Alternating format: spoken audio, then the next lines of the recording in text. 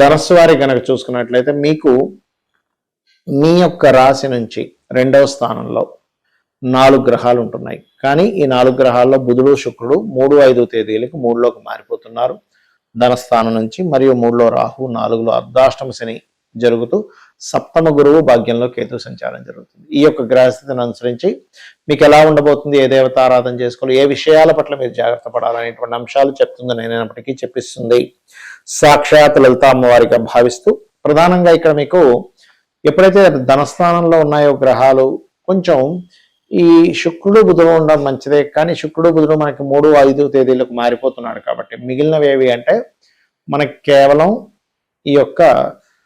ఈ రవి కుజులు మాత్రమే ఉంటారు. అంటే కుటుంబ స్థానంలో ధనస్థానంలో ఉన్నందుకు ఇవి కొంచెం government related, medical related, factories related మూలంగా ధనయోగాన్ని ఇస్తుంటుంది. కానీ ఇక్కడ ఇవి కొంచెం ఘర్షణ ఇచ్చేటువంటి గ్రహాలు కాబట్టి తెలియకుండానే మనీ విషయంలో కొంత ఘర్షణ రానుంది.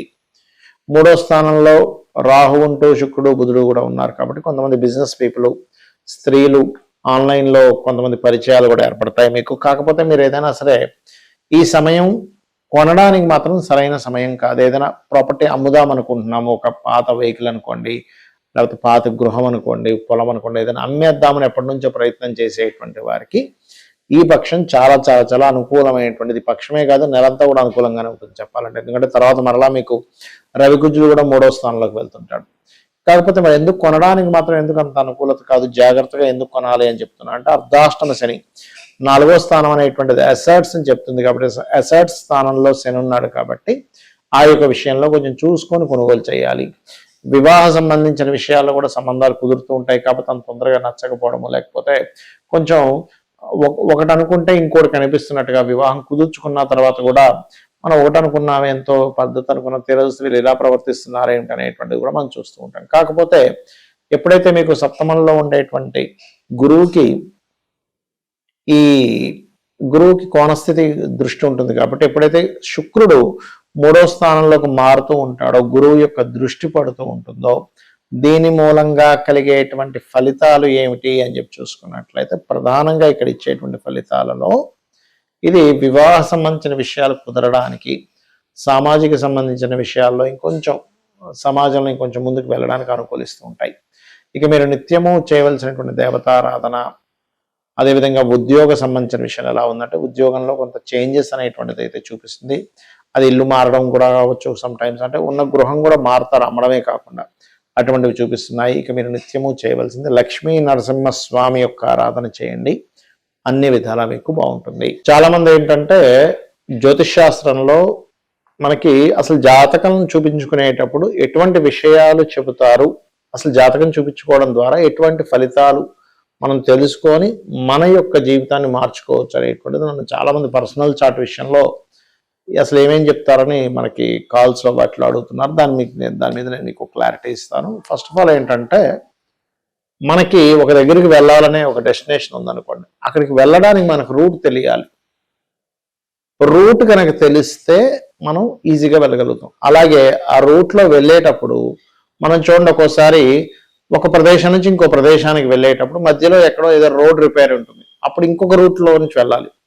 అంటే మనకు ముందుగా కనుక ఈ రూట్లో వెళ్తే మధ్యలో మీకు బ్రేక్ ఉంది, ఇంకో రూట్లో వెళ్తే మీరు అక్కడ ఆగకుండా మళ్ళీ వెనక్కి తిరిగి రాకుండా వెళ్ళవలసి వస్తారని తెలిసినప్పుడు అమ్మయ్య అని చెప్పి మనకు ఆ టైము అదంతా ఫ్యూల్ అంతా కూడా ఎలా కలిసి వస్తుందో జ్యోతిష్ శాస్త్రం కూడా అంతే. అది ఎలాగా అంటే చెప్తాను చూడండి. ఇప్పుడు ప్రతి మనిషికి కూడా ఆరోగ్యంగా ఉండాలి, కొంచెం ఆత్మవిశ్వాసంతో బలంగా ఉండాలి అని చూస్తూ ఉంటాం. దాన్ని లగ్నము అంటాం. అంటే జీవుడి యొక్క స్థితి లగ్నం.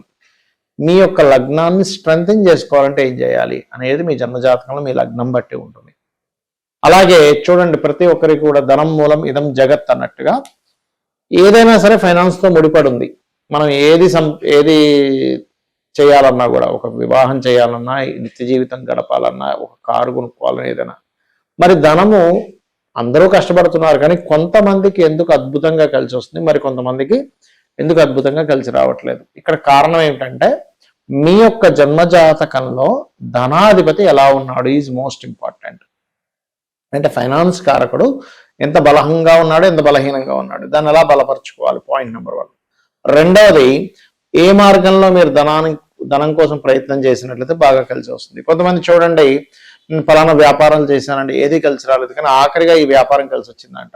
దానికి కారణాలు ఏంటంటే మీకు వ్యాపార సమయం రాకపోయి ఉండొచ్చు మీరు చేసేటప్పుడు, లేదా రాంగ్ వ్యాపారం ఏదైనా చేస్తుండొచ్చు. అంటే తెలియకుండానే ఇప్పుడు మీకు ఉదాహరణకి ఫుడ్లో బాగా కలిసి వస్తుంది అనుకోండి, వెళ్ళి ఇంకోటి ఏదో పెట్టుకుంటారు కొంతమంది, ఇంకొక ఫ్యాషన్ రిలేటెడ్ అనో లేకపోతే టీచింగ్స్ అనో ట్రైనింగ్స్ అట్లా చేస్తారు. లేదా కొంతమందికి స్కూల్స్లో కలిసి వస్తే ఫుడ్ పెట్టుకుంటూ ఉంటారు. దీన్ని రాంగ్ స్టెప్ అంటారు. అంటే మీరు చేసే వ్యాపారం కావచ్చు, ఉద్యోగం కావచ్చు, ఉద్యోగం కోసం చదివేటువంటి కోర్సెస్ కావచ్చు, మీకు తెలియకుండా రాంగ్ వేలో కనుక వెళ్ళినట్లయితే అది మీకు పెద్దగా కలిసి రాదు, గుర్తుపెట్టుకోవాలి. ఇక మరొక విషయం ఏంటంటే ఇక్కడ గమనించినట్లయితే ఈ యొక్క ధనపరమైనటువంటి విషయంలో మీరు ఏం చేస్తే బాగుంటుంది. ఇప్పుడు ఫైనాన్షియల్గా బాగా గ్రోత్ రావాలి. ఓం సంపత్కరీ సమారూఢ సింధుర వ్రజ సేవితాయ నమః. ఇలాగా మీరు ఏ కెరియర్ ఎంచుకుంటే మంచిది, ఇక్కడ ఉంటే మంచిదా, విదేశాలకు వెళ్తే మంచిదా, ఏ వ్యాపారంలోకి వెళ్తే మంచిది, ఇవే కాకుండా ఇన్వెస్ట్మెంట్స్ మనం చేస్తూ ఉంటాం. ఫలానా ధనమంతా తీసుకెళ్ళి దాంట్లో ఇన్వెస్ట్మెంట్ చేశాం, అది రాంగ్ టైం అని అనుకోండి, అంటే రైట్ టైంలో మీరు ఇన్వెస్ట్మెంట్ చేయలేదు, రైట్ విషయం మీద అంటే మీకు ఏదైతే కలిసి వస్తుందో దాని మీద ఇన్వెస్ట్మెంట్ చేయలేదు అనుకోండి, మీకు అది ఇబ్బందిని కలగజేస్తుంది, గుర్తుపెట్టుకోండి. కాబట్టి ఎప్పుడు కూడా రైట్ టైం ఇన్వెస్ట్మెంట్ చేయడము, రైట్ విషయాల మీద అంటే మీకు కలిసి వచ్చే దాని మీద ఇన్వెస్ట్మెంట్ చేయడం చాలా ముఖ్యం. అందులో మీరు గోల్డ్లో చేయాలా, గురువు రవి బాగుండాలి. సిల్వర్లో చేయాలా, చంద్రుడు బాగుండాలి, చంద్రుడు గురువు బాగుండాలి.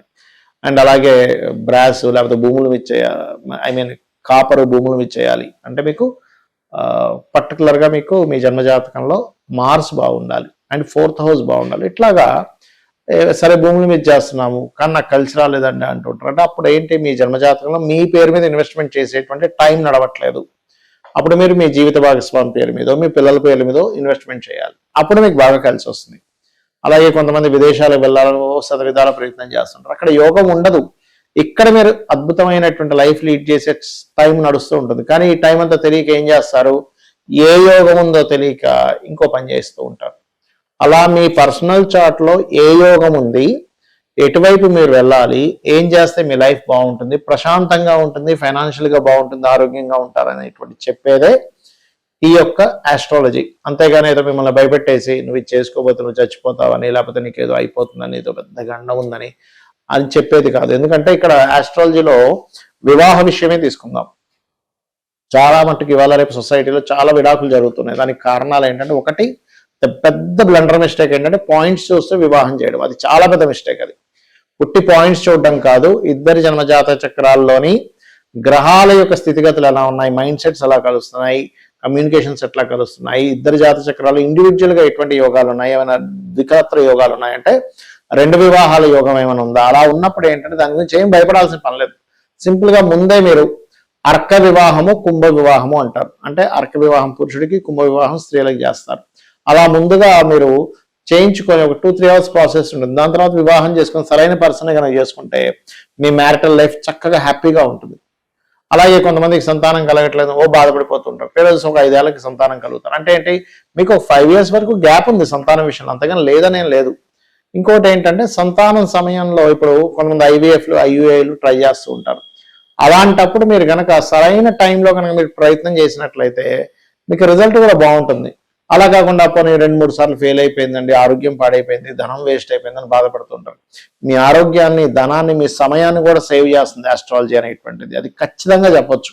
అదేదో అనుమానిస్తున్నాం అలా చెప్పక్కర్లేదు. ఏ వ్యాపారం చేయాలి, ఎప్పుడు ఇన్వెస్ట్మెంట్ చేయాలి, ఇక్కడ ఉండాలా వేరే ప్రాంతంలో ఉండాలి, ఎప్పుడు వివాహం చేసుకోవాలి, అదేవిధంగా ఎలాంటి పర్సన్ మీ లైఫ్లోకి వస్తారు, దాన్ని మీరు ముందుగానే మీరు కొంచెం యాక్సెప్ట్ చేయగలిగితే అప్పుడు మీ జాతకంలో ఓకే ఇలాంటిది ఉంది కదా, ఇప్పుడు మీరు చూడండి మన ముఖం ఉంది, మన ఫేస్ ఇలాగే ఉంటుంది, మనం యాక్సెప్ట్ చేస్తున్నాం, మన ఫేస్ని మనం ప్రేమిస్తున్నాం.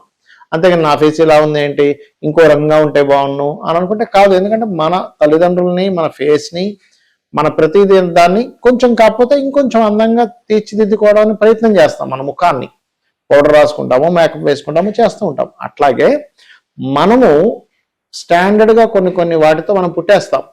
అలాంటి దాన్ని ఎట్లా ఇంప్రూవ్ చేసుకోవాలి. సరే ఇప్పుడు ఉదాహరణకి ఒక వ్యక్తికి ఇప్పుడు చేస్తే ఇప్పుడు కనుక వివాహం చేస్తే కరెక్ట్ కాదన్నప్పుడు ఎప్పుడు చేస్తే కరెక్ట్ అనేది చెప్తుంది. ఇప్పుడు వ్యాపారం చేయడం కరెక్ట్ కాదు అన్నప్పుడు అసలు ఎప్పుడు వ్యాపారం చేయాలి అనేటువంటి విషయం చెప్తుంది. ఇప్పుడు ఇన్వెస్ట్మెంట్ చేయడం కరెక్ట్ కాదు అన్నప్పుడు ఎప్పుడు చేయాలనేది విషయం చెప్తుంది.